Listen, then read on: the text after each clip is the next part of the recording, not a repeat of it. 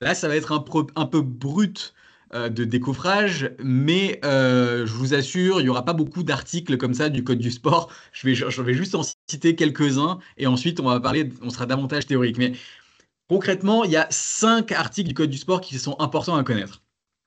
Je vous les ai mis sur cette diapositive-là. Il y a notamment l'article L321.1 du Code du sport. Le Code du sport qui régit notre activité, hein, notre activité au sens large de l'activité sportive, de gestion d'activité sportive.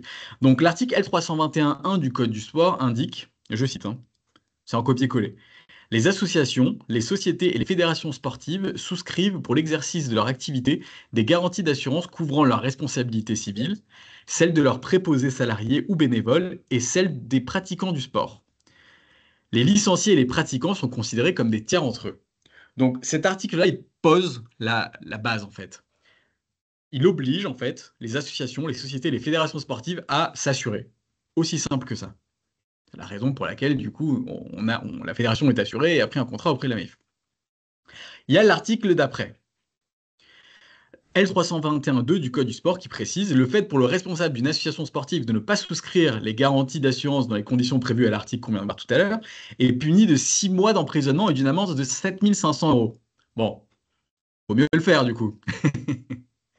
L'article après L321.5 du Code du sport indique les fédérations sportives agréées peuvent conclure des contrats collectifs d'assurance visant à garantir les associations affiliées, vous, et leurs licenciés dans des conditions prévues aux articles ce qu'on a vu tout à l'heure, L221.1, 4, 6 et 10. Ces contrats ne peuvent être conclus qu'après appel à concurrence. Donc, qu'est-ce qui s'est passé? En fait, depuis plusieurs années, depuis plusieurs mandats, on va dire, il y a eu des contrats qui ont été signés entre la fédération et un certain type d'assureur. Là, actuellement, c'est la Maïf. Avant, c'était un autre. Avant, c'était encore Maïf. Mais en tout cas, voilà, suite à des appels à concurrence, il y a différents contrats qui ont été proposés et qui ont été signés ensuite au niveau national pour permettre de garantir du coup l'activité des différents clubs, comités et bien évidemment au national de la Fédération française d'éducation physique et gymnastique volontaire. Ça, c'était un petit peu pour rentrer dans le vif du sujet de l'obligation légale qui incombe à la fédération. J'enchaîne avec un autre article qui est intéressant, l'article L321.4 qui est mentionné dans l'article que je viens de vous lire. Les associations et les fédérations sportives sont tenues d'informer leurs adhérents de l'intérêt que présente la souscription d'un contrat d'assurance de personnes couvrant les dommages corporels auxquels leur pratique sportive peut les exposer.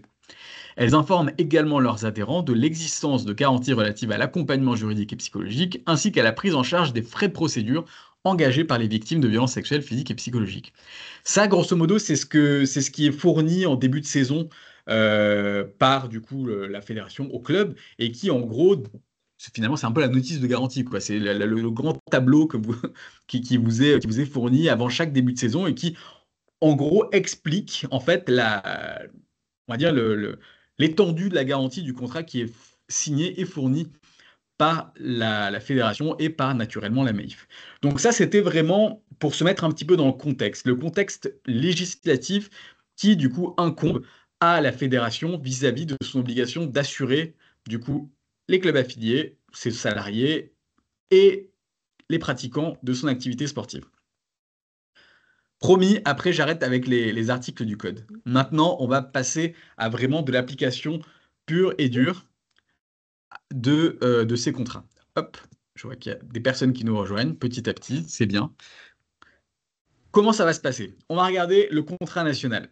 Les garanties du contrat national, le bénéficiaire des garanties, les activités Bon, ça y est, garanties, monsieur. hop, les demandes d'attestation d'assurance et les déclarations de sinistre. Ensuite, on va regarder les contrats locaux souscrits par le club pour le matériel, les locaux, l'utilisation du véhicule et l'annulation d'un voyage. Donc, grosso modo, normalement, à la fin de mon intervention, on aura vraiment vu tout ce que couvre le contrat FFE, PGV, Maïf. Et je pense que c'est aussi la raison pour laquelle vous êtes là. Donc, normalement, j'aurais répondu à toutes vos demandes. Allez, c'est parti, le contrat national. Bon, voilà, c'est pas Est-ce bon. que, hop, je crois qu'il y a un micro qui est ouvert. Est-ce que ce serait possible simplement de le fermer, s'il vous plaît? J'entends un petit peu des bruits. Donc, le contrat national FFE PGB Maïf. C'est pas bon. C'est vrai. Hop, il y a N-Quin, désactiver le micro. C'est bon, je m'en suis occupé. Formidable. Donc, le contrat national FFE PGB Maïf. Est-ce que vous, en début de chaque saison, vous recevez par la fédération quelque chose qui s'appelle la notice de garantie FFE PGB Maïf. Normalement, oui. Rassurez-moi, dites-moi oui. Oui, Formidable. Est-ce que ça ressemble bien à ça? oui, Alors, formidable. Je vais vous expliquer un petit peu ce que c'est. En fait, ce document que vous recevez, c'est ce qu'on appelle un résumé des garanties. Si vous voulez, le contrat d'assurance qui a été signé par la fédération avec la Maïf, c'est un contrat type tapé de 35 pages. 35 pages dans lesquelles sont expliqués en fait tous les tenants et aboutissants de l'engagement contractuel de la Maïf pour assurer certains sinistres. Donc vous imaginez bien que 35 pages, c'est un peu brut de décoffrage, il faut vraiment y aller à fond pour connaître tous les tenants et aboutissants du contrat. Donc ce que font les assureurs, c'est qu'ils transmettent également une sorte de document qui s'appelle le résumé des garanties. Ce résumé des garanties, il a pour but, en fait, comme son nom l'indique, de donner une vision claire et complète de l'étendue de la garantie offerte par le contrat d'assurance.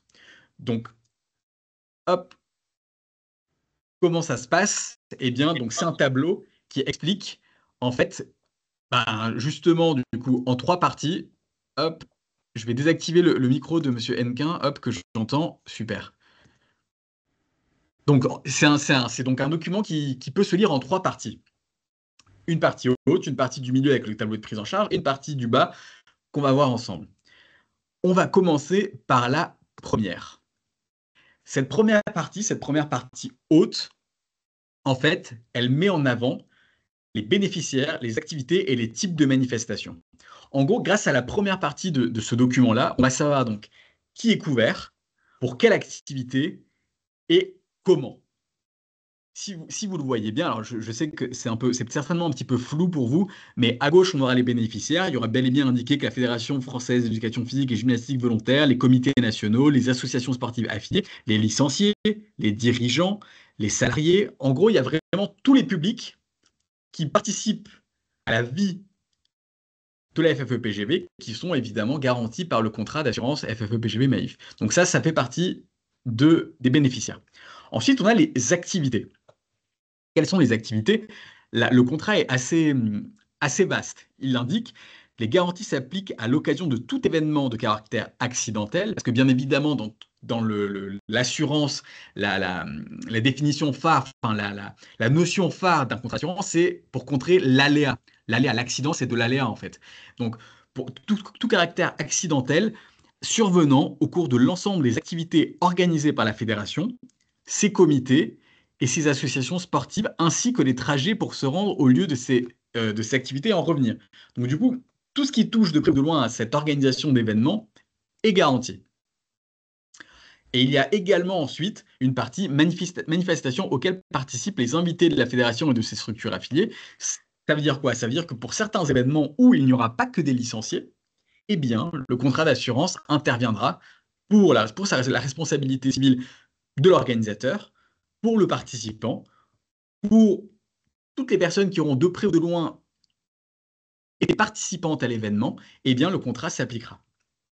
Alors, bien sûr, il y a des modalités. Il faut qu'il y ait 50% de licenciés, plus ou moins, mais bon, voilà, le fait est que c'est bel et bien indiqué dans cette première partie du résumé de garantie, comme on l'appelle, de la notice de garantie, qui est également appelée. Ensuite, ça, c'était le premier tiers du document. On a un deuxième tiers de document. Ça, on est sur le tableau des garanties. Ça signifie quoi? En fait, ça permet de savoir pour chaque type de sinistre, comme on appelle, pour chaque type de sinistre, en fait, il y a des plafonds de garantie. Ça veut dire quoi? Ça veut dire l'argent qui est mis de côté par l'assurance, grosso modo, l'argent qui peut être utilisé par l'assurance pour rembourser en fait ce type de sinistre. Donc forcément, il y a des limites, mais bon, c'est des montants très très élevés. Donc au moins, voilà, l'assureur indique clairement quel est l'argent qu'il mettra à contribution si jamais il se passe certains types de sinistres. Ça, c'est de la donnée brute. Ça permet simplement voilà, de savoir que grosso modo, on est bien couvert et ça permet d'avoir une liste assez exhaustive de tous les événements qui peuvent se passer. Tout à la fin de ce document, il y a un petit peu ma partie, je ne veux pas dire préférée, mais presque pour un juriste, c'est un petit peu la partie qui est la plus importante, c'est un petit peu les exclusions. En fait, vous le verrez tout en bas, il y a écrit dispositions communes aux garanties. Donc, ça veut dire que pour toutes les garanties prises en charge par le contrat, il y a des exclusions qui sont communes. Et c'est vers ça qu'il faut se diriger en fait, en premier lieu, pour être sûr en fait que la garantie est couverte par le contrat. Pourquoi? Parce que c'est beaucoup plus simple d'aller voir la liste des éléments qui ne sont pas couverts que d'aller regarder à chaque fois dans les 35 pages du contrat si en effet l'événement qu'on rapporte à l'assureur est garanti ou non. Par exemple, voilà, une exclusion un petit peu courante, c'est dans le cadre d'une activité organisée par une association. Bon, c'est toujours un exemple un petit peu rigolo, mais voilà, dans le cadre d'une activité un petit peu mise en place par une assurance, par une association, pardon, EPGV, si jamais cette association met en place des activités très très dangereuses, telles que, je sais pas moi, de la plongée en haute mer, eh bien forcément, l'activité là, elle sera pas couverte par le contrat d'assurance, tout en sachant quand même que le contrat d'assurance FFEPGV Maïf qui a été négocié prend en charge la quasi-totalité des activités que mettra en place l'association sportive. Mais bon, bien évidemment, il faut que ça colle avec l'esprit EPGV, sinon ça fonctionnera pas très bien. Est-ce que ça va pour vous, cette partie-là?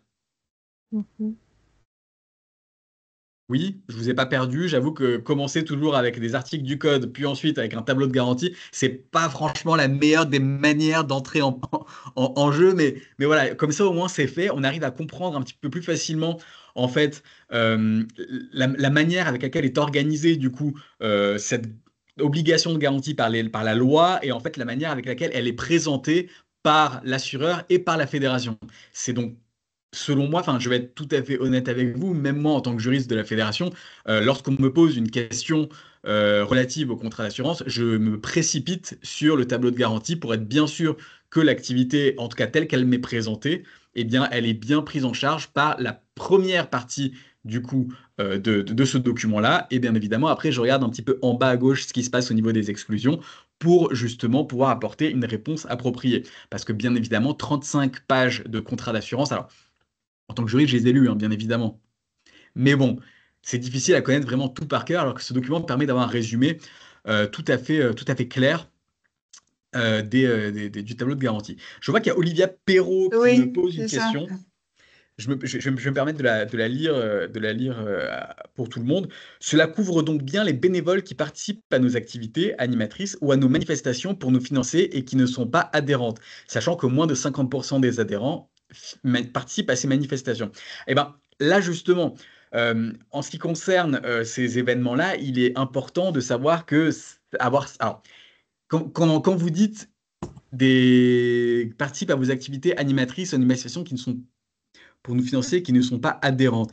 Qu'est-ce que ça veut dire? Ça veut dire qu'il y a plus ou moins de 50% de personnes qui ne sont pas adhérentes qui participent. J'ai un peu de mal à comprendre la portée de la question. Et n'hésitez pas à Alors, décocher votre micro et oui, on en parle à haute voix. alors prochainement, pour l'année prochaine, Oui, nous aurons une animatrice qui sera bénévole. ouais, Donc, on paiera bien sûr sa cotisation à la fédération en tant qu'animatrice. bien sûr. Mais donc, je voulais être sûre que l'assurance la couvrait bien. Elle la couvre bien. Voilà. Et par Elle est ailleurs, licenciée, elle est couverte. d'accord. Et par ailleurs, dans l'année, on organise 4 manifestations pour nous financer. Donc, Mhm, l'auto, une petite marche, etc., une mhm, brocante. mhm, mhm. Dans ces manifestations, il y a des gens qui viennent nous aider, qui ne sont pas adhérents parce qu'ils aiment bien notre association, mais ils peuvent, par exemple, ils ne peuvent plus faire de gym, par exemple. Donc, ils Mhm. viennent nous aider quand même, mais ils ne sont pas adhérents. Et parmi les gens qui participent, par exemple, au loto, bah, il y a plein de gens qui ne sont pas du tout de l'association, et bien plus de Oui, oui, bien sûr. 50%. Bien sûr. Après, bon, les 50%, c'est vraiment, comment dire, c'est vraiment pour se faire une idée un petit peu de ce qui est recherché par le contrat d'assurance. En réalité, vous imaginez bien que dans le cadre d'un événement organisé par une association sportive, ça va être compliqué d'avoir une liste claire et nette et précise des participants et des non-participants, en fait. Parce que il y a du va-et-vient dans une journée. Voilà, on n'a pas vraiment la notion précise de s'il faut 50% pile. Ce que j'essaye de vous dire, c'est que faut plutôt interpréter ça comme une idée, en fait, à savoir que l'événement organisé par l'association doit être, voilà, doit être fait pour qu'il y ait quand même des licenciés FFEPGV. Voilà. Ce que je veux dire, c'est que c'est pour éviter, si vous voulez, qu'il y ait des associations qui organisent des événements où l'assurance se prendrait en charge du coup tout le monde, mais qui est absolument aucun licencié. En fait, ça détournerait, si vous voulez, l'idée de couverture du contrat d'assurance pour favoriser l'activité EPGV. Donc 50%, oui, c'est écrit, mais voilà, il faut plutôt voir ça comme étant une idée pour permettre en fait de mélanger les différents publics. Nous, on l'interprète un petit peu comme ça, parce qu'il n'y aura jamais une liste qui va tenir, par exemple, à 11h02, il y avait 65 personnes licenciées, 45% pas licenciées. À 11h47, là, on était à moins de 50%, il y avait 43%, 43 personnes licenciées et 57% pas licenciées. Voilà, c'est vraiment, il faut se dire que l'événement qui va être mis en place doit être quelque chose qui est vecteur d'émulation, en fait, entre les licenciés et les pas licenciés. C'est plutôt dans cet ordre d'idées-là que moi, je me place dans le cadre de la couverture du contrat d'assurance. Voilà. Donc concrètement, ce que je peux vous dire, c'est que oui, de toute façon, l'organisateur, donc l'association, elle sera couverte par le contrat Maïf. Ça, il n'y a aucun doute là-dessus. Donc voilà, je continuer à organiser des événements. D'accord. Oui, parce que on en avait parlé dans une précédente réunion qui avait lieu à Oui. Sens, et Mhm. donc Julien, qui s'occupe de nous, qui est notre interlocuteur, nous avait indiqué qu'il fallait demander un genre d'attestation, faire une demande C'est ça, particulière à l'occasion de nos manifestations. Donc c'est ce que maintenant, hein, c'était pas fait avant, mais maintenant on le c'est sait, ça, c'est ce qu'on fait. Voilà. c'est ça. D'accord. Mais Parce le que contrat, globalement, on est quand même très loin c'est le même des contrat qui s'applique. 50%. C'est ça. D'accord. C'est le même contrat qui s'applique, il n'y a pas de difficulté là-dessus. C'est vraiment plus une formalité administrative qu'autre chose. OK. Parce que justement, D'accord. le contrat en lui-même, il est prévu justement en prenant en compte en fait toutes les spécificités de l'activité de l'association. C'est un peu le principe. Voilà, donc c'est assurer l'activité et assurer également les activités un peu exceptionnelles qu'organiserait une association pour d'une part se faire connaître, pour d'autre part communiquer un petit peu sur son activité, voilà, pour les pots de fin d'année, pour les pots de début de saison. Enfin, tout ça, normalement, c'est vraiment, c'est pas normalement, c'est tout ça, c'est compris en fait, parce que lorsque l'appel d'offres est fait en mettant en avant justement ce qui doit être couvert en réalité. Donc, Mhm. il y a vraiment pas d'inquiétude à avoir de ce point de vue-là. C'est un contrat qui est vraiment adapté à la vie d'une association tout au long de son existence. Donc vraiment, D'accord. il y a pas de difficulté là-dessus. OK. Au Merci. contraire, je vous encourage même à faire, voilà, à mettre en place ce type d'événement. Mhm. Et si jamais il y a un doute, de toute façon, ben, vous n'hésitez surtout pas à contacter le service juridique et nous, on vous fera un retour écrit avec bien évidemment l'interprétation exacte du contrat et la portée en fait de ses effets. Voilà. Donc n'ayez D'accord. aucune crainte là-dessus. OK. Euh, Très bien, écoutez, je continue parce que, comme d'habitude, le temps passe ultra vite, il est déjà 18h24.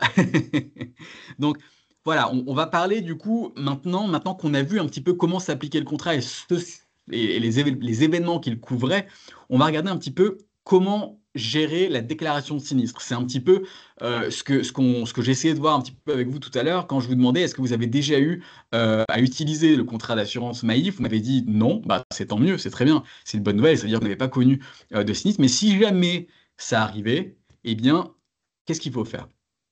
En fait, on a un document type qui existe, un document type qui normalement vous est fourni en début de chaque saison, qui est donc un document simple de déclaration de sinistre, qui permet de demander, qui permet voilà, la MAIF, à travers ce document, demande tout un certain nombre d'informations, et ensuite, à partir de là, elle va reprendre contact avec vous pour certainement demander un petit peu davantage, et ensuite prendre en charge le sinistre s'il est garanti. Euh, Comment on fait? On peut du coup se procurer ce document par version papier et par version mail, par version numérique, pardon. Si c'est en version numérique, on peut le compléter par ordinateur, donc sur PDF, et le transmettre par mail à l'adresse déclaration@maif.fr. Point très très important, c'est ce que j'ai mis un petit peu en gras souligné, la déclaration doit être faite dans les 5 jours suivant le sinistre. Voilà, c'est la seule contrainte. C'est important si vous avez, à partir du moment où vous en avez eu connaissance, hein, bien évidemment, on ne pouvez pas deviner qu'il y a eu un sinistre si on ne vous en a pas parlé. Mais si le sinistre a lieu du coup un lundi, il faut absolument dans les 5 jours que la déclaration soit faite. C'est pour ça que moi, à la limite, je vous conseille de passer par mail pour une raison simple, c'est que par mail, vous aurez un suivi, en fait, vous saurez à quelle heure la déclaration a été envoyée et il n'y aura pas de souci là-dessus. Après, voilà, la Maïf, c'est un partenaire qui est là depuis longtemps. Ils sont compréhensifs, hein, si on est, voilà, si on justifie bien la raison pour laquelle on a eu un petit peu de retard, ça peut passer. Mais voilà, contractuellement, il a indiqué que la déclaration doit être faite dans les 5 jours. Donc, je vous inviterai bien évidemment à la faire dans les 5 jours. Après, bon, j'espère que vous n'aurez jamais à en faire, hein, bien évidemment. Mais si jamais il faut en faire une, il faut respecter ce délai de 5 jours. Quelles sont les garanties de ce fameux contrat national? Il y en a 4 qui me semblaient importantes à voir avec vous. C'est la garantie responsabilité civile, la garantie individuelle accident, la garantie responsabilité des dirigeants et la garantie assistance. C'est parti. La garantie responsabilité civile. La responsabilité civile, en fait, elle est définie par le Code civil. Alors, j'avais dit que je vous mettrais plus d'articles de code, mais j'étais obligé de vous mettre celui-ci parce que tout découle de cet article du Code civil. En gros, la responsabilité civile, c'est simplement l'obligation de réparer le dommage causé à autrui. C'est simple. En gros, c'est, on casse quelque chose à quelqu'un, on lui répare en lui payant du coup la valeur de la chose qui a été cassée. C'est à ne pas confondre avec la responsabilité pénale. C'est un peu la spécificité, et c'est vrai que de temps en temps, c'est un petit peu deux notions qui sont un petit peu confondues. La responsabilité civile, c'est de réparer le dommage causé à autrui, alors que la responsabilité pénale, c'est l'idée de sanctionner l'auteur d'une infraction, pénalement du coup. C'est vraiment... Oula, hop, il y a un téléphone qui sonne, je suis désolé, merci beaucoup. Donc voilà, c'est vraiment deux idées un petit peu différentes. Civil, c'est la réparation, et pénal, c'est la punition. Quelques exemples de responsabilité civile. Par exemple, on a une activité sportive organisée par un club, et on a un licencié, un adhérent, qui tombe sur un autre adhérent et lui brise ses lunettes d'une certaine valeur. À ce moment-là, eh bien, on peut en effet faire fonctionner la garantie responsabilité civile de la personne qui est tombée sur l'autre et qui lui a abîmé ses lunettes et donc lui a causé un dommage se montant à plusieurs centaines d'euros. Autre chose, le club organise une tombola. Le barnum qui abrite la manifestation s'écroule sur les participants et les blesse. Eh bien là, c'est la responsabilité de l'organisateur, donc du coup l'association qui est à l'origine de euh, cet accident, enfin, de l'événement qui a mené à cet accident qui est responsable. Et donc à ce moment-là, c'est l'assurance de l'association qui va intervenir pour justement indemniser ce qui est indemnisable. Voilà. Est-ce que je vous ai toujours... Est-ce que j'ai votre concentration? Est-ce que vous avez des questions? Est-ce que tout se passe bien? Est-ce que vous avez quelconque question? N'hésitez pas à m'interrompre pour me poser n'importe quelle question qui vous passe par la tête. Bon, a priori, c'est que c'est bon. Mais s'il vous plaît, j'ai une Oui, question, mais ça allez-y. concerne le troisième volet qu'on a Ouais, vu tout à l'heure. Il y a comment conduire une déclaration dans le oui, troisième volet. Et il parle de certificat médical qu'il faut joindre. oui. Or, quand une personne remplit simplement l'attestation majeure, est-ce que ça compte comme un certificat médical? Alors justement, en fait, il y a peut-être un petit mélange. Je pense que vous parlez du certificat médical relatif à la déclaration de sinistre, hein, c'est bien ça? Ah, d'accord, oui. Donc, il Et peut y à ce avoir les deux. moment-là, voilà, à ce moment-là, le certificat médical qui est demandé, ce sera davantage un certificat médical qui prouvera l'éventuelle blessure de la personne. C'est pas tout à fait la même chose, parce que vous avez entièrement raison. Pour être adhérent, enfin licencié de la Fédération française d'éducation physique et gymnastique volontaire, maintenant, il n'y a plus d'obligation du certificat médical. Oui. On est sur une attestation qui découle du remplissage du questionnaire de santé qui est indiqué, voilà, qui vous est envoyé en début de saison. Donc, si Mm. la personne elle répond tout, on va dire convenablement, il n'y a pas besoin de donner de certificat médical. À ce moment-là, l'association n'en a pas. On est bien d'accord. Toutefois, si elle n'en a pas donné et qu'elle se blesse et qu'à ce moment-là, le médecin lui donne un certificat médical qui dit, bon, elle s'est brisé la jambe, j'en sais rien, il y a eu une blessure a été faite, une blessure corporelle a été faite, eh bien c'est à ce moment-là qu'on fournit le certificat médical qui justement parle de cette blessure et qu'on transmet à la MAIF.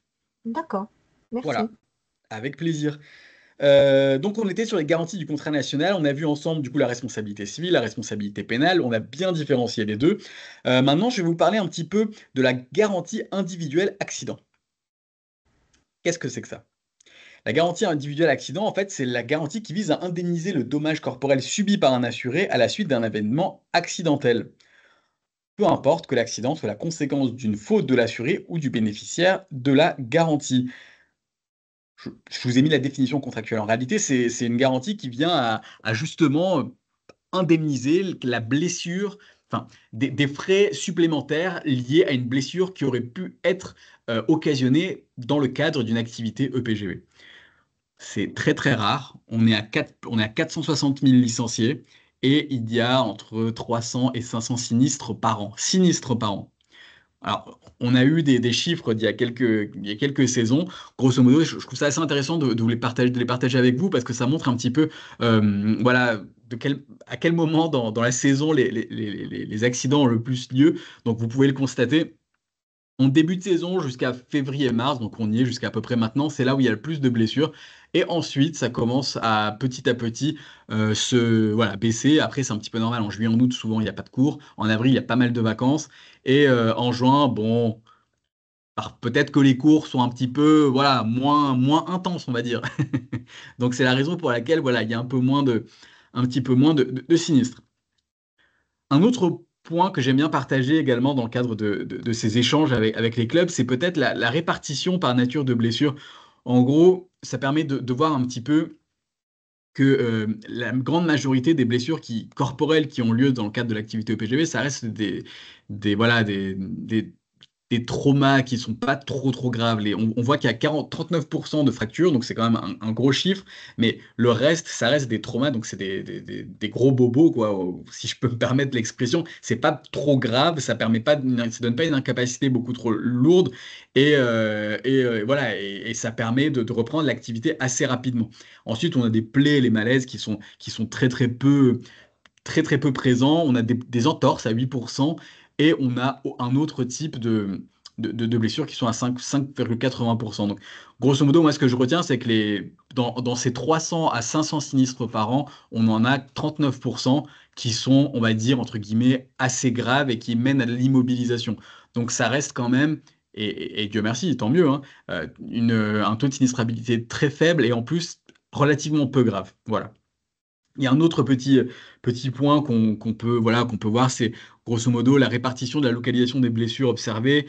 Bon, on voit que c'est assez, entre guillemets, homogène et passe, il y en a un petit peu partout. Il n'y a pas vraiment de zones corporelles qui sont plus atteintes que d'autres, alors qu'on pourrait penser peut-être que du fait de l'activité EPGV, ce serait peut-être un peu plus les jambes, un petit peu plus les hanches. Ben, pas tant, en réalité, on voit que voilà, c'est un petit peu partout.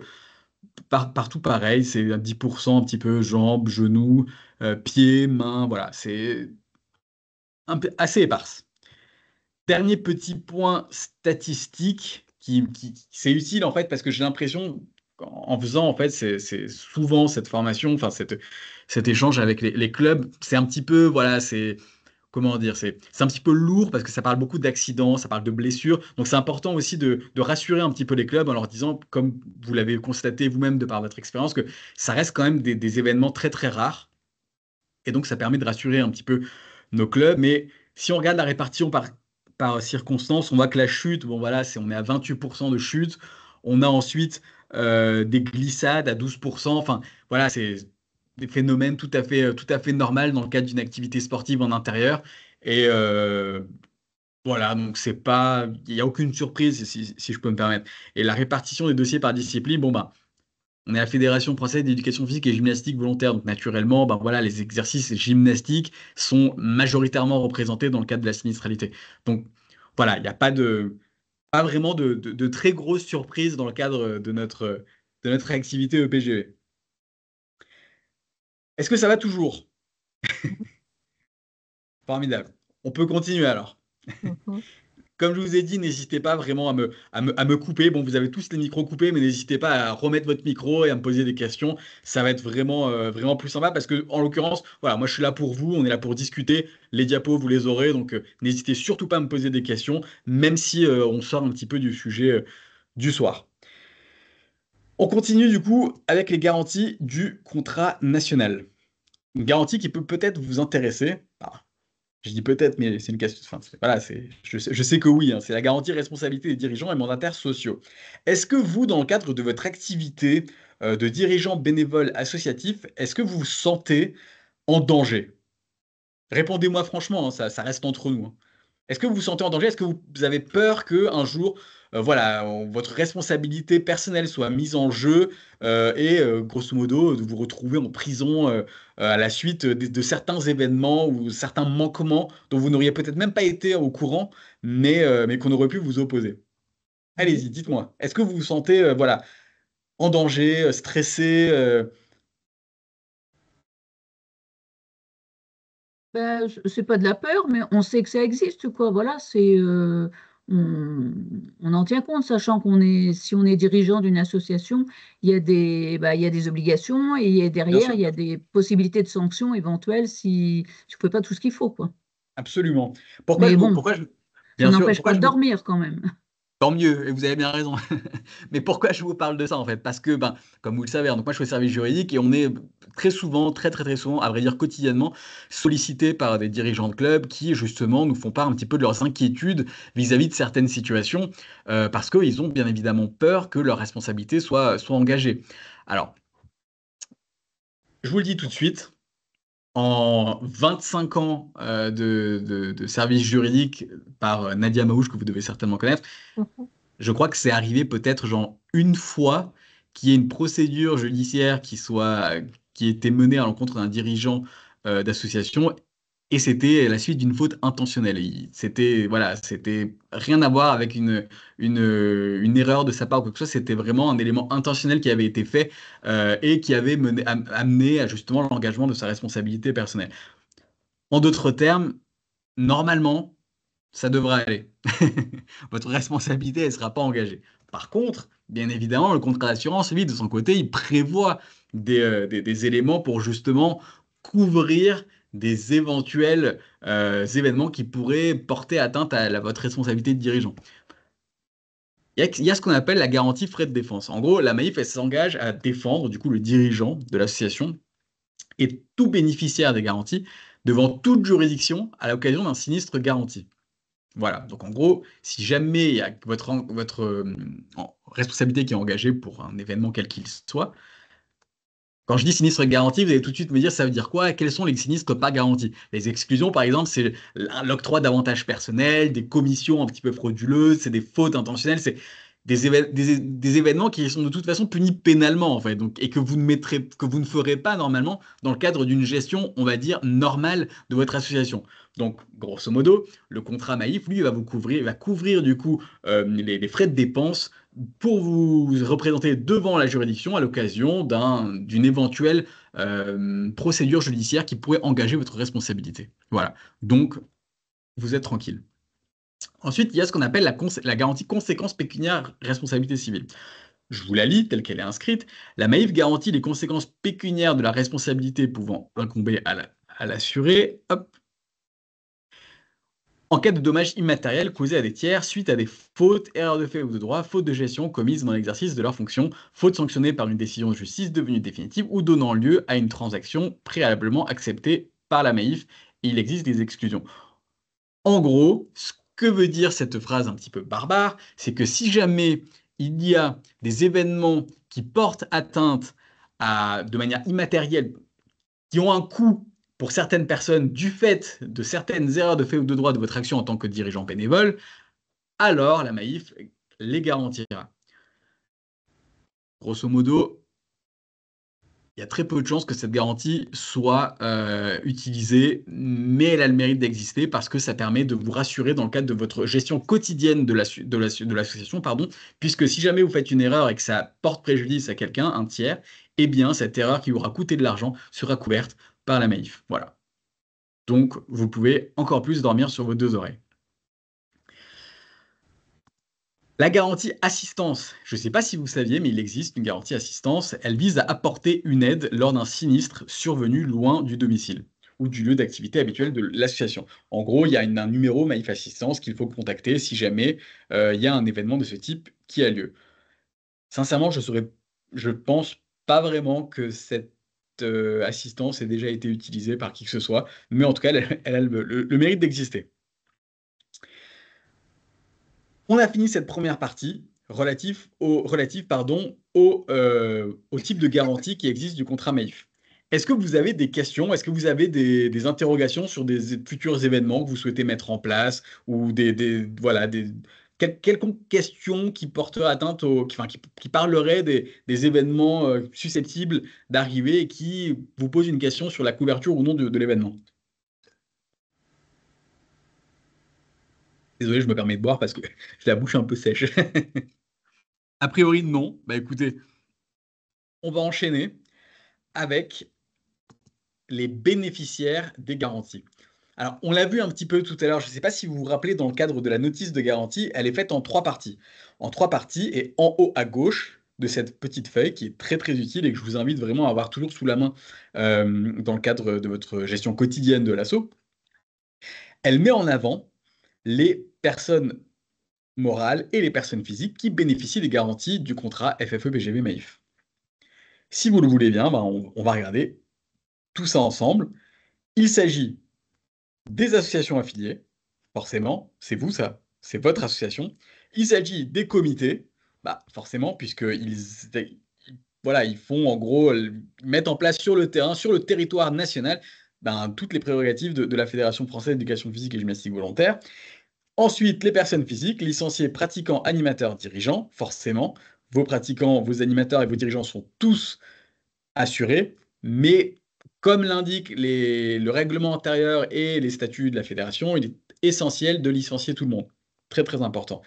Les salariés, les invités des activités ou des événements sportifs, c'est ce qu'on avait vu tout à l'heure. Pas de surprise, tout le monde est pris en charge, tout le monde est licencié, enfin, sauf les invités, mais la plupart du temps, tout le monde est pris en charge. J'ai une question pour vous. Je parle beaucoup, j'ai une question pour vous. Dans le cadre des séances d'essai, c'est quoi la question? qu'est-ce qui se passe? Est-ce que la personne qui vient faire son cours d'essai se blesse? Est-ce que je fais une déclaration de sinistre à la Maïf? Oui. Moi, je dirais oui. J'ai un oui. Est-ce que j'ai d'autres réponses? Moi, je dirais oui aussi. Un deuxième oui. Et allez, il m'en faut un troisième, sinon je réponds pas. Bah, c'est oui pour moi aussi. Oui. Absolument, ouais, c'est parfait. J'ai essayé justement de vous faire parler un petit peu, mais en effet, ouais, il faut absolument justement mettre en place une déclaration de sinistre dans le cadre de l'accident d'une personne qui vient tester un cours d'essai. Pourquoi? Parce qu'il est considéré comme étant un invité, il est considéré comme étant quelqu'un qui est de toute façon couvert parce que les autres personnes dans le cadre de son cours, elles seront pour la plupart du temps licenciées. Donc on est vraiment dans la partie en fait qui permet justement de développer l'activité FFE-PGV. Donc un invité, il fait partie il y a déjà 50% de licenciés, il fait partie des invités justement de la fédération entre guillemets, mais de l'association, de l'association affiliée, donc il sera naturellement couvert, et bien évidemment que si jamais il se passe quelque chose, il faudra faire une déclaration de sinistre pour que justement le sinistre soit couvert par le contrat d'assurance FFE-PGV Maïf. Impeccable, très bien, j'ai eu que des Moi, bonnes j'aurais une réponses. question. Oui, allez-y, je suis à vous. Quand il arrive, entre guillemets, un accident qui peut être minime dans un cours, bien souvent, le licencié ne veut pas qu'on fasse de déclaration. Est-ce que c'est pas conseillé de la faire systématiquement? Moi, ce qui m'intéresse, en fait, c'est de savoir, en fait, la raison pour laquelle il ne souhaite pas que la déclaration soit faite. Parce que lui, il faut bien qu'il comprenne que dans le cadre d'une déclaration qui sera faite par l'association à l'assurance Maïf, lui, ça lui causera pas de surcoût assurantiel. Il n'aura rien à payer de plus, en fait. Donc, l'assurance va simplement intervenir pour éventuellement procéder à une prise en charge d'un frais, quel qu'il soit. Et donc, lui, ça lui coûtera rien. Donc, c'est vraiment... voilà, faut vraiment lui poser la question pourquoi en fait tu ne souhaites pas qu'il y ait une déclaration qui soit faite. Souvent, ils répondent c'est rien, ça va passer, machin. Et puis, et des fois, ça dure plus longtemps que prévu. Ouais. Moi, ce que je vous conseillerais de faire dans ce cadre-là, c'est difficile de faire une déclaration si lui ne le souhaite pas, parce que lui, il va vous dire, mais il n'y a pas de sinistre, en fait. C'est ça, finalement, qu'il va vous dire. Et après, si jamais, un mois après, il revient vers vous en vous disant, ah bah j'ai super mal, on va dire qu'il est tombé, et un mois après, il vous dit, ah finalement j'ai encore super mal, est-ce que tu pourrais me faire une déclaration de sinistre par rapport à la prise en charge de tel ou tel frais? Là, vous serez embêté parce que vous n'aurez pas respecté les fameux 5 jours. Donc en effet, c'est plutôt dommage. Moi, ce que je vous conseillerais, c'est 2 points. Premier point, avertir le licencié qu'il y a bien eu un accident et que c'est intéressant pour lui que cette déclaration de sinistre soit faite. Ensuite, si jamais il est... Normalement, il devrait accepter que la déclaration soit faite, mais si jamais il est toujours aussi réticent à ce que cette déclaration soit faite, moi, je vous inviterai quand même à le faire, ne serait-ce que pour ouvrir un dossier dans le cadre d'un délai qui est prévu contractuellement, à savoir les 5 jours. Comme ça, après, s'il revient vers vous dans 1 mois, 2 mois, 3 mois, pour vous dire, oui, mais tu te rappelles quand j'ai chuté la dernière fois pendant ton cours, eh bien finalement, j'ai eu des complications, j'ai dû faire cette opération, si, machin, ça. Est-ce que tu pourrais faire la déclaration maintenant? Eh bien, vous aurez déjà un dossier ouvert auprès de la Maïf et qui aura respecté ces fameux 5 jours. Donc voilà, je vous conseille de le faire malgré tout, ne serait-ce que pour ouvrir un dossier dans les délais correspondants. Voilà, Ok, merci. avec plaisir. D'autres questions? Je suis là pour vous, hein, n'hésitez surtout pas. Ensuite, on va enchaîner sur les activités garanties. C'est ma partie préférée. Crutin, hop, allez-y. Je vous écoute. Il y a le micro qui est fermé. C'est bon, a priori, je vais vous entendre bientôt. Non, je suis désolé, je vous entends pas. Zut. Je suis désolé, j'entends pas. Est-ce que vous entendez, vous? Non, non, non. Non plus, hein. Je suis désolé. À la Peut-être limite, écris la question dans c'est la ce que conversation. c'est ce que j'allais dire. N'hésitez pas à écrire la question dans la conversation, je la lirai.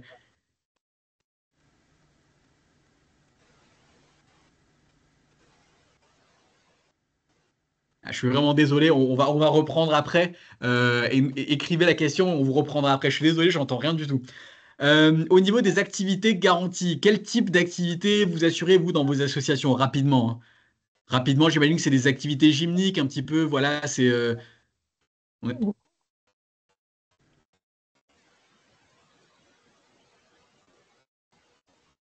Hop, c'est bon. Ok, donc oui, je vous disais, au niveau des activités garanties, j'imagine que c'est des activités gymniques un petit peu qui sont, par définition, par essence, en fait, des activités EPGV.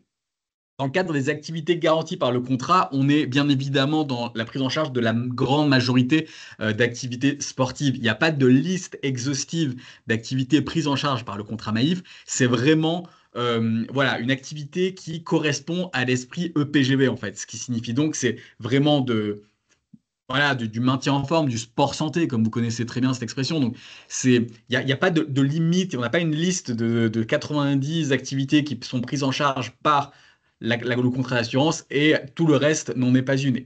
De la même manière qu'on n'a pas une liste exhaustive d'activités qui ne sont pas prises en charge. C'est vraiment, il faut rester dans ce qu'on appelle voilà, l'esprit EPGV, à savoir une activité sportive qui permet de se maintenir en forme et qui est dans un esprit gymnastique volontaire. Donc, tout ce qui est un petit peu tonicité, voilà, mouvement corporel, musculation légère et bien évidemment sans compétition parce que c'est quand même le principe de l'EPGV, c'est vraiment pour que ce ne soit pas compétitif. Donc la plupart des activités sportives donc, sont prises en charge, sauf bien évidemment, comme je l'ai dit tout à l'heure, les activités qu'on va dire dangereuses, à savoir voilà, faire de la plongée sous-marine en haute mer, évidemment que ce ne sera pas couvert par le contrat EPGV, EPGV Maïf. Pourquoi? Parce que c'est autrement plus dangereux et bien évidemment que l'engagement assurantiel ne serait pas le même puisque, on va pas se mentir, les risques d'accident sont bien plus élevés. Donc il y a cette idée-là. Ensuite, on a les activités récréatives. Qu'est-ce que c'est une activité récréative? En réalité, c'est une activité qui n'est pas une activité sportive par essence, mais c'est surtout voilà, une activité organisée par l'association pour faire vivre un petit peu l'association au-delà de ce qu'on pourrait appeler une activité sportive. Il y a une définition qui est tout à fait précise et qui est, hop, je vais vous la montrer tout de suite en haut du document. Euh, Récréative, voilà, c'est les fêtes et les bals pratiqués sous l'égide de la fédération. C'est vraiment en dessous sont garantis. Donc c'est vraiment très précisé. Enfin, c'est indiqué comme étant récréatif, mais tout en ayant un champ de définition très vaste. Une fête, un bal, peu importe ce que va organiser finalement l'association, tant que c'est dans le cadre de se faire connaître et de faire participer en fait ses licenciés à une activité précise. On a ensuite les manifestations promotionnelles. Qu'est-ce que c'est les manifestations promotionnelles? C'est ce que vous allez organiser certainement en fin ou en début de saison pour justement faire connaître en fait votre association auprès de personnes qui la connaissent tout simplement pas en fait. Donc ça, c'est également ces manifestations-là sont évidemment prises en charge. Alors normalement, les durées sont précisées par le contrat et par la notice de garantie que vous avez, mais voilà, ça aussi c'est pris en charge par l'assurance. On a les séjours sportifs également que vous pouvez tout à fait organiser. Souvent, ça se fait là en fin de saison, en mai, juin. Eh bien, ça, c'est pris en charge par le contrat fédéral. Il y a également les stages de formation, de la même manière, qui sont également garantis. Donc, voilà, le contrat tel qu'il a été pensé, tel qu'il a été négocié, il prend, vous me dites si vous n'êtes pas d'accord, mais il prend en charge, on va dire, 99,9% des activités qui pourront être mises en place par l'association EPGV. Est-ce que vous avez des questions de ce point de vue-là? Souvent, pourquoi j'en parle? Parce que souvent, on reçoit des questions de cette teneur-là, à savoir, oui, j'organise une vente de crêpes au forum des associations de ma ville. Est-ce que la vente de crêpes sera couverte par le contrat FFE-PGV Maïf? D'ailleurs, je vais vous poser la question, est-ce que selon vous, c'est couvert ou pas? L'activité vente de crêpes au salon des assos de ma ville, qui a lieu, on va dire, fin août, début septembre, est-ce que cette activité-là, elle sera couverte par le contrat FFE-PGV Maïf? Oui. Oui. Eh bien, oui, absolument. Absolument, c'est exactement ça. Ce sera tout à fait pris en charge si jamais il y a un accident qui a lieu dans le cadre de l'organisation de cet événement. Eh bien, le contrat FFE-PGV Maïf sera utilisé pour couvrir cet accident-là. Donc ça, on n'est plutôt pas trop mal. Allez, j'enchaîne avec une autre thématique qui peut vous intéresser et qui va vous intéresser, j'imagine, c'est les locaux utilisés par l'association. Bien évidemment, en fait, les locaux d'une association, vous le savez mieux que moi, c'est très rare qu'une association soit propriétaire de ces locaux. Souvent, c'est des locaux qui sont prêtés par un bailleur, que ce soit le plus souvent la mairie, parfois un bailleur privé, et il se pose souvent la question de savoir si ces locaux-là sont couverts ou pas par le contrat d'assurance. Alors, bien évidemment, en plus, des fois, certaines salles sont prêtées à différentes associations à des moments différents, en fait, et donc il faut savoir si le contrat, en tout cas, assure ce local. Je vais être très clair avec vous. Les locaux occupés pour une durée maximum de 8 jours, eh bien, ils sont garantis. Voilà, c'est simple. Qu'est-ce que ça veut dire d'une durée maximum de 8 jours? C'est ce que je vous disais un petit peu. C'est très rare que l'association, elle ait ses locaux, en fait, tout le temps. Qu'elle soit vraiment qu'elle soit occupant de ses locaux absolument tout le temps, tous les jours, 24 heures sur 24, 7 jours sur 7. Est-ce que c'est le cas chez vous, par exemple? Non. Ouais, d'accord. C'est très rare qu'une association ait vraiment ses locaux tout le temps. À partir du moment où les locaux sont occupés de manière discontinue, sans limitation de durée, eh bien, ils sont couverts. Les locaux qui sont occupés de manière continue jusqu'à 8 jours, ils sont couverts également. OK? Ça signifie donc que dans 90% des cas, alors ça c'est des statistiques que je viens d'inventer, mais dans la grande majorité des cas, eh bien, les locaux seront assurés par le contrat qui existe déjà. Pourquoi? Parce que pour la plupart du temps, ils sont occupés de manière discontinue. Et en plus, c'est très rare d'avoir des locaux occupés pour une durée maximum de 8 jours. Voilà.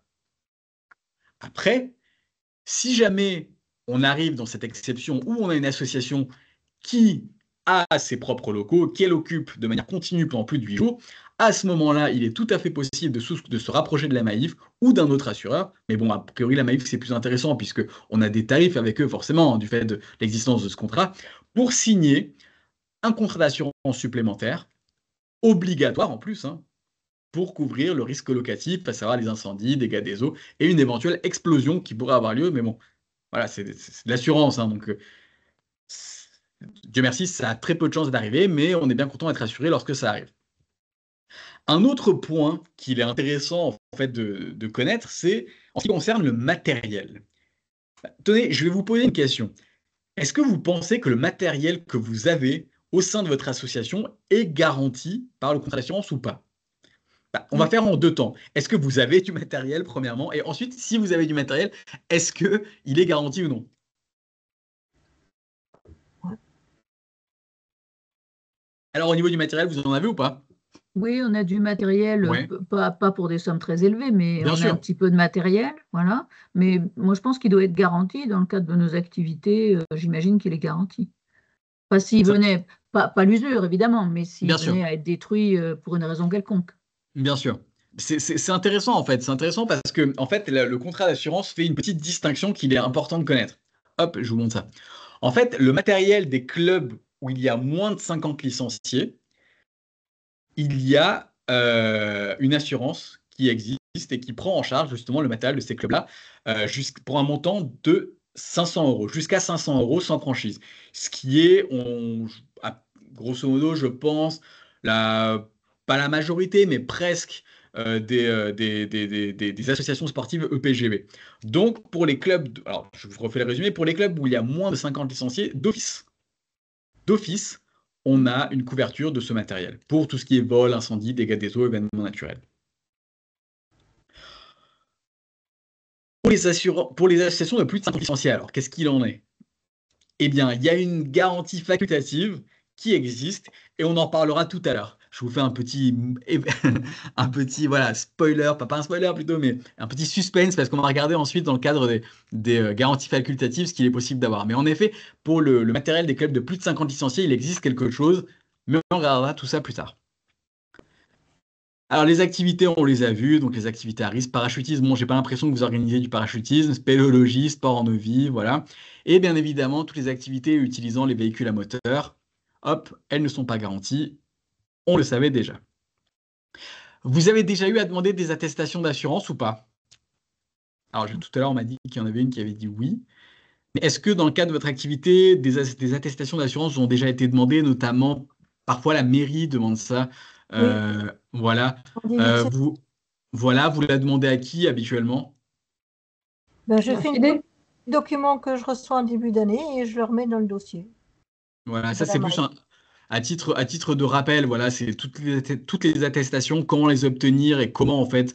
Voilà, c'est à la demande de la mairie, souvent ils le font pour le prêt des locaux.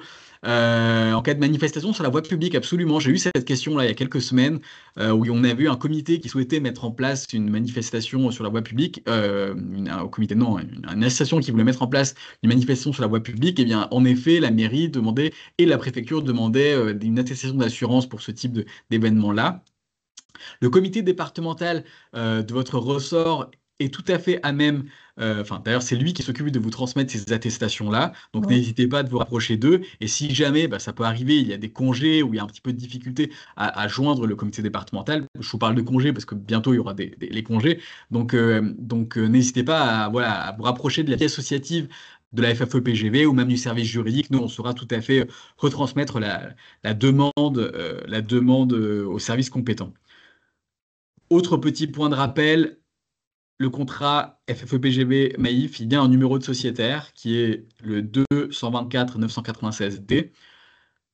L'adresse par mail de la déclaration, le numéro de téléphone et l'adresse, ça c'est plutôt une fiche rappel que j'aime mettre dans le Mediapo parce que ça vous permet à vous d'avoir des informations de manière assez simple. Voilà, vous savez que ESAT, il nous a fait une aide de prox il n'y a pas longtemps, il nous avait parlé de comment joindre la Maïf, et bien comme ça vous avez tout ici.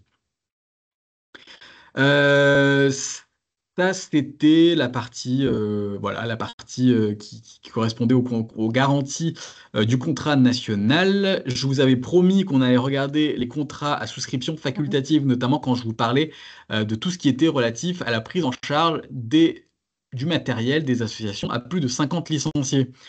Mais avant ça, j'adore faire ça. Mais avant ça, on va voir autre chose. On va revenir sur le matériel un petit peu plus tard, puisqu'on va regarder, si je vous dis assurance complémentaire IA Sport Plus, est-ce que ça vous parle? Tout à fait. On va regarder ça ensemble. En fait, les associations sportives, elles sont obligées d'expliquer aux adhérents l'utilité d'avoir un contrat d'assurance. l'utilité d'avoir un contrat d'assurance, l'utilité également de permettre à ces personnes-là d'être couvertes par un contrat qui leur est finalement très peu cher. On parle d'un contrat, un licencié, le montant du contrat d'assurance, c'est même pas 1 euro, hein. On est à quelques centimes, quelques dizaines de centimes.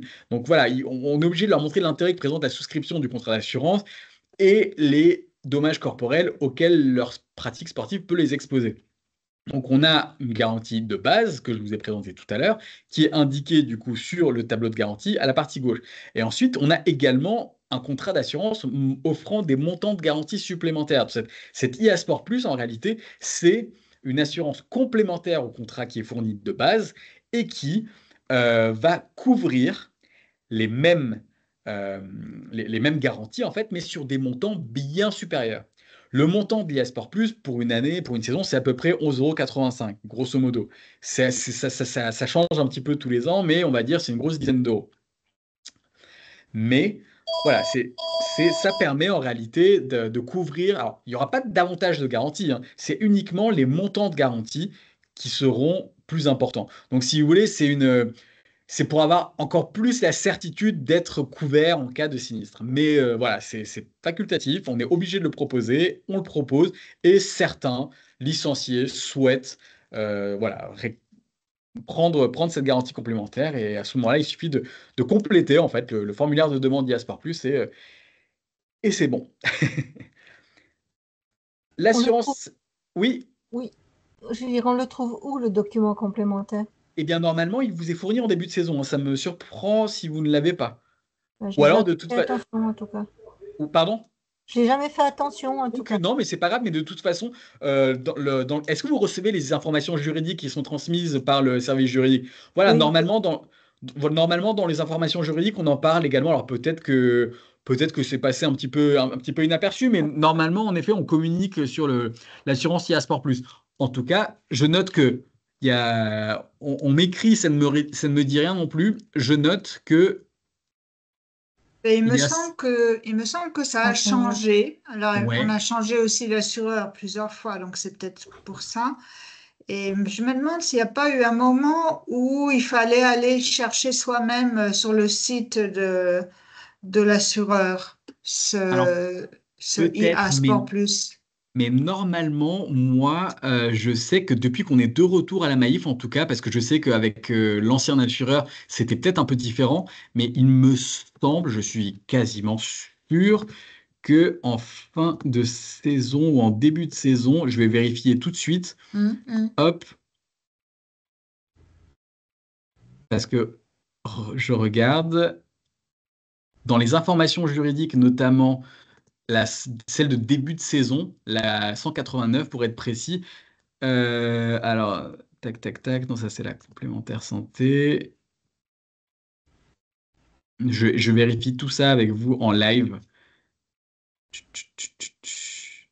Alors, si c'est pas celle-ci, c'est certainement, comme je le pensais, celle de fin de saison dernière. Pour préparer la saison d'après. Hop. Hop. Parce que c'est tout à fait possible. Hop, qu'est-ce qu'on a?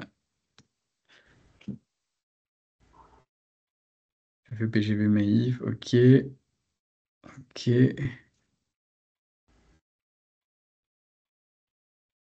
En tout cas, si j'ai bien noté quelque chose, c'est qu'il faut communiquer un petit peu plus sur, sur cette notion de IA Sport Plus. Il n'y a aucun souci là-dessus. Moi, de toute façon, c'est aussi ça qui est intéressant, hein, lorsqu'on intervient dans le cadre des aides de proximité, c'est justement d'avoir un petit peu le ressenti sur le terrain de la communication sur certaines thématiques. Bon, là, j'avoue, évidemment, comme toujours dans ce cas-là, je ne trouve pas ce que je cherche en live. Oui, c'est pas grave. Oui, Mais voilà.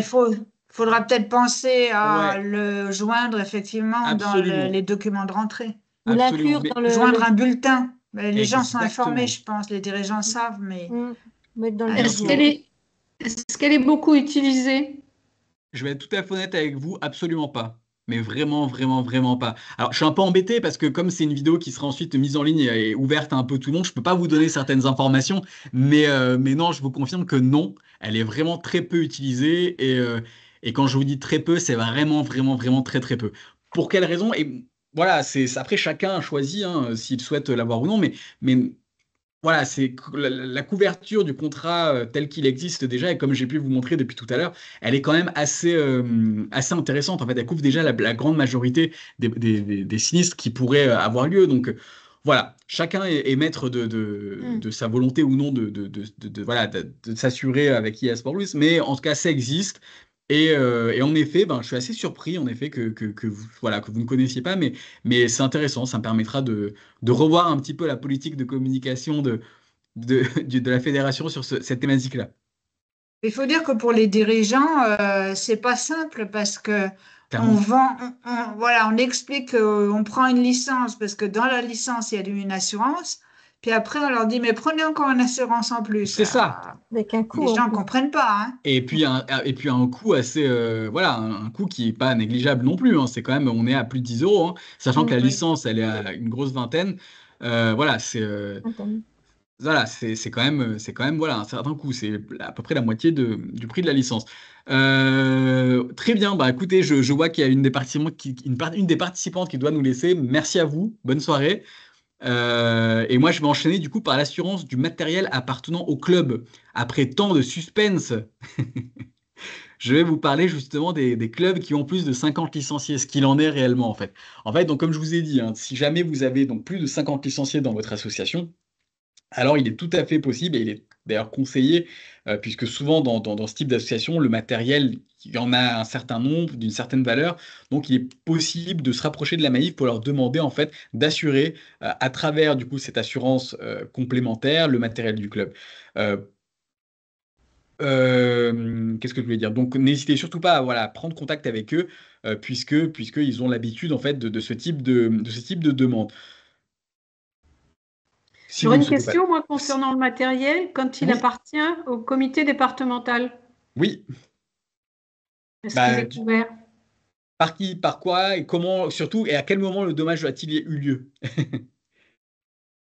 Eh bien, il peut avoir lieu quand on le prête. Alors justement, en fait, Non, c'est mais pourquoi là, c'est le club qui est emprunteur c'est qui est ça. C'est responsable. exactement ce Ok. que j'allais dire. C'était une question piège, en fait. Pourquoi? Parce qu'on va considérer que c'est la personne morale qui est à la garde du Ouais. matériel qui est responsable de son état. Ce qui signifie donc que si jamais il y a des dégâts qui sont commis sur le matériel alors qu'il est prêté au club, c'est le club qui est responsable. Par contre, si c'est le comité qui garde son matériel et qui, lui, du coup, subit des dégâts, eh bien, ce sera naturellement, du coup, l'assurance du comité qu'il faudra prendre en considération. Mais voilà, c'est vraiment la garde du matériel qui est importante pour justement savoir si c'est le comité ou le club qui est responsable du Alors, matériel. le comité, par définition, n'a pas de licencié.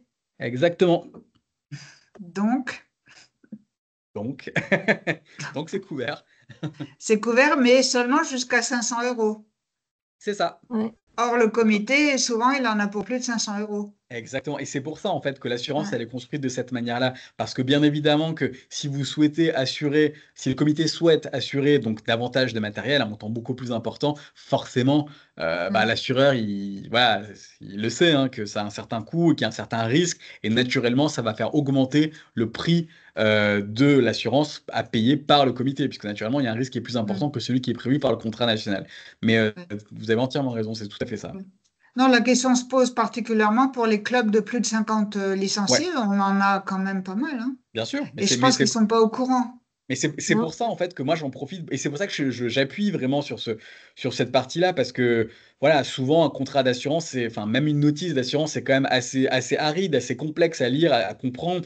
Et voilà, voilà, faut déceler.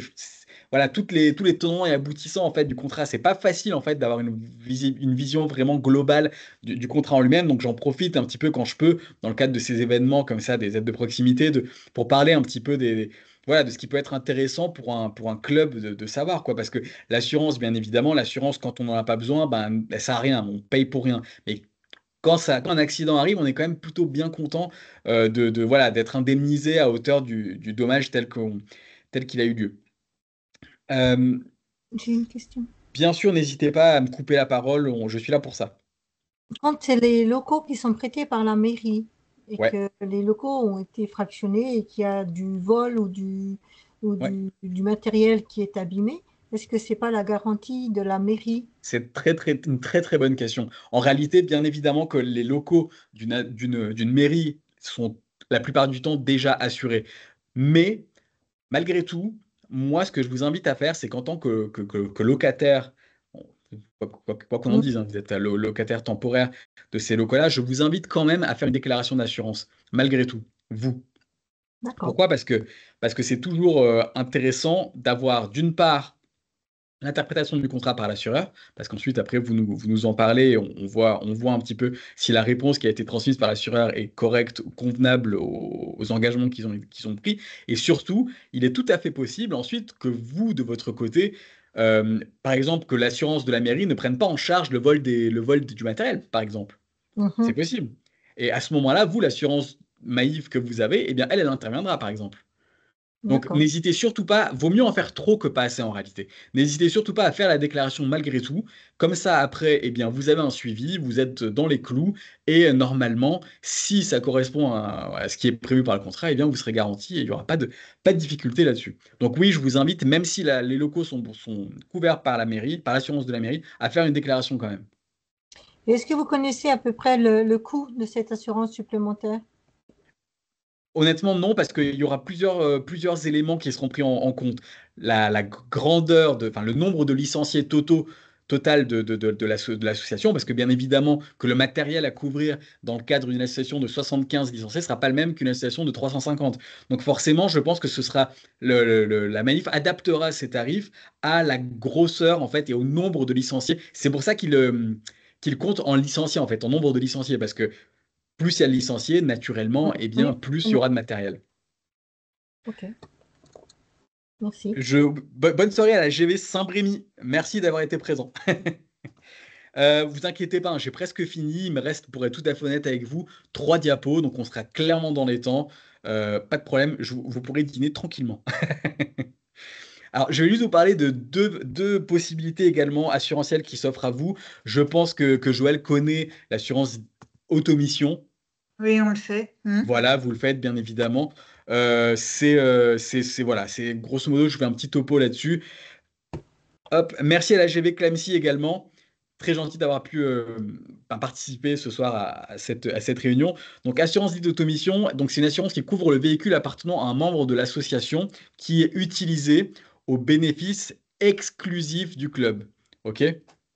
En gros, ça veut dire que dans le cadre d'une utilisation exclusive d'un véhicule pour du coup l'association ou le comité ou quoi que ce soit, eh bien, il y a une assurance qui s'appelle l'automission qui existe et qui peut prendre en charge les dégâts éventuellement survenus sur le véhicule.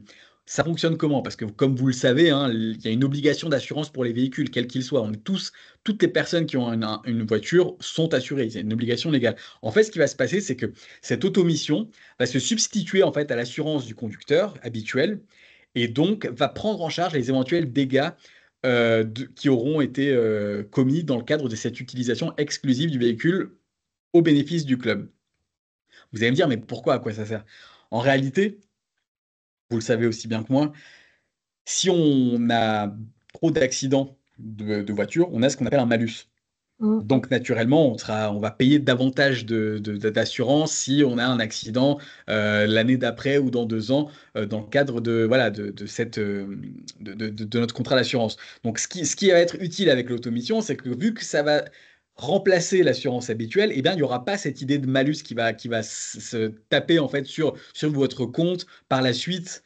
Donc voilà, comme ça va se substituer à l'assurance habituelle, eh bien, finalement, ça va vous permettre de faire des économies a posteriori. Et, euh, et donc, ça aussi, c'est un coût, bien évidemment, parce qu'on est vraiment sur des garanties complémentaires, donc pas prises en charge habituellement par le contrat. Et ça, aux dernières nouvelles, c'était 107,64 €. Je ne sais pas si ça a changé, Joël, mais normalement, c'était ça jusqu'à la fin 2024. Donc, Oui, je crois que c'est à peu près ça. Oui, c'est oui. ça. Donc voilà, c'est vraiment l'intérêt, c'est vraiment dans le cadre d'une utilisation d'un véhicule pour l'assaut, exclusivement pour l'assaut, il est possible de souscrire ce contrat-là qui aura le coût de 107,64 € par bénéficiaire désigné. Par contre, Ça il est veut tout à dire fait quoi, possible. ça, utilisation exclusivement pour l'association? Ouais, le- c'est uniquement dans le but de réaliser des missions pour le club, en fait. Tu vois ce que je veux dire? C'est en gros, tu vas pas pouvoir utiliser l'automission pour aller faire tes courses et si tu as un accident dans le cadre de tes courses. Tu vois, c'est Ah vraiment oui, bien sûr, oui. pour C'est dans le aller. cadre C'est ça. Pour d'un aller trajet fait pour l'association. exactement, pour l'association. Voilà. Comme de la même manière que pour le comité. Voilà, tu sais, c'est par exemple un déplacement qui est organisé avec une voiture pour aller, je sais pas quoi, faire une réunion avec le comité départemental ou je ne sais quoi. Et bien là, à ce moment-là, si tu as un automission, et bien ce trajet-là et tous les accidents qui vont découler de ce trajet-là, ils seront pris en charge par l'automission sur ce véhicule. Et quel que soit le conducteur, si j'ai Alors, bien compris. alors Non. justement, c'est un petit peu plus compliqué que ça. En Signé. fait, normalement, c'est un bénéficiaire désigné. OK? Oui. Donc, chaque véhicule aura un bénéficiaire désigné. Toutefois, donc, chaque bénéficiaire désigné aura un coût de 107 euros. Toutefois, il a été négocié la possibilité pour chaque comité d'avoir un automission sans bénéficiaire désigné. Tu vois ce que je veux dire? En gros, ça permettra d'avoir, on va dire, une voiture qui pourrait être conduite par par différents intervenants pour le compte du comité. C'est un petit peu la spécificité, c'est qu'en gros, normalement, on est censé avoir chaque bénéficiaire, en gros, 107,64 € par personne, mais il est possible pour chaque comité ou club même d'avoir un automission qui n'est pas affecté à une seule personne. C'est un peu subtil, hein, parce que vous allez me dire, mais s'il est possible d'avoir un bénéficiaire qui n'est pas affecté à une seule personne, à quoi bon avoir deux? Ben, en fait, si tu veux, dans le cadre de certains comités régionaux, comités départementaux, il y a souvent plusieurs automissions qui sont pris en fait. Donc c'est pour pas avoir un seul automission, pour en avoir plutôt deux, pour avoir la personne qui utilise le plus souvent son véhicule et un autre automission un petit peu pour des gens qui l'utilisent un petit peu moins. D'accord. Mais bon, par exemple, moi, je suis bénéficiaire. Mm. C'est toujours ma voiture qui fait le trajet, mais on est à deux. Est-ce que c'est moi qui dois conduire toujours? Ouais, Et ça peut pas, ma voiture ne peut pas être conduite par une autre personne? oui, D'accord. oui, Alors, exactement, ouais. c'est exactement ça. Ok. Ah oui, oui. Tu sais, c'est un peu ça la subtilité du truc. On Tu n'avait vois, pas tout compris ça, je crois. ouais, mais c'est assez spécifique, hein, mais en effet, c'est ça. Après, si au comité, vous avez un seul automission, si vous avez On un en seul a plusieurs. automission, On en a plusieurs. voilà, et tu vois, c'est ça la spécificité.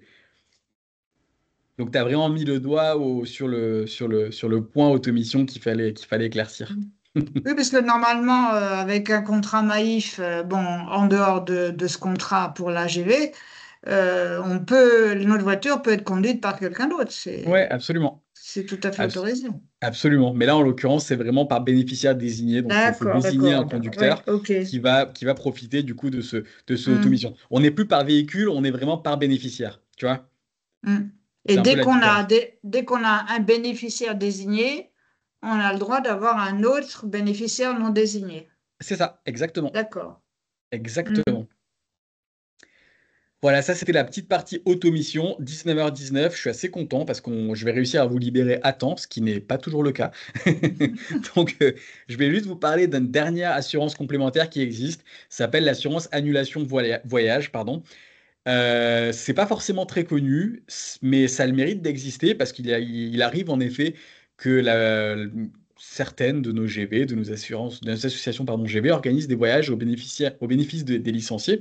Et donc l'association, dans le cadre de cette organisation-là, peut se rapprocher de la Maïf et souscrire à une assurance pour obtenir du coup le remboursement du prix du voyage si jamais le voyage doit être annulé pour des raisons diverses et variées, telles que des raisons médicales, un décès, la convocation en tant que juré. Enfin, comme on l'a dit, hein, le contrat d'assurance, c'est un contrat basé sur l'aléa. Donc, si jamais il y a un aléa qui ne permet pas à cet événement d'avoir lieu, eh bien, il est possible d'avoir du coup ce contrat qui permet de prendre en charge l'annulation du voyage.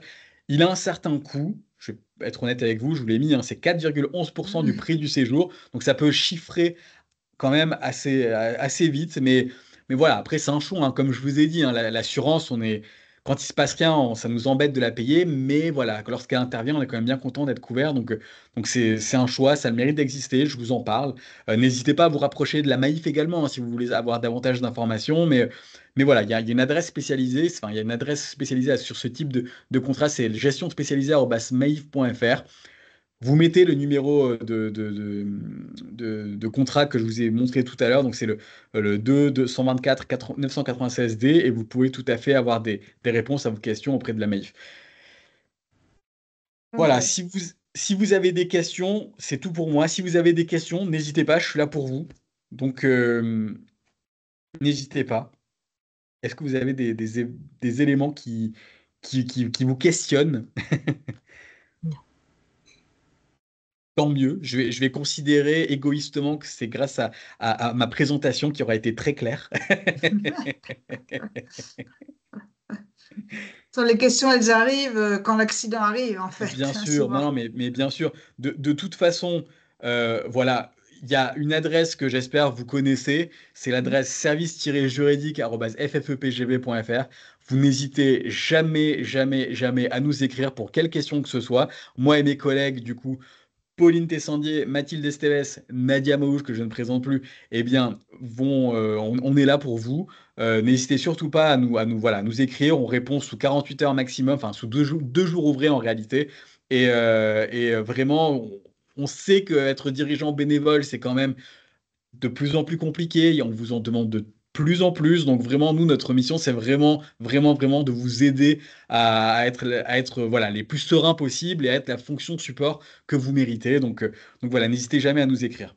Merci à tous. Merci Merci Joël. beaucoup. Ben, merci, Isat, pour ton intervention claire et intéressante. Merci à tous les participants. Merci Et infiniment. ben, un prochain webinaire, je l'espère. J'espère également. Merci d'avoir pris le temps de m'écouter et puis je vous souhaite à tous une excellente soirée et à très bientôt. Au Merci, au revoir revoir. tout le Merci, au monde. revoir. Merci, au revoir.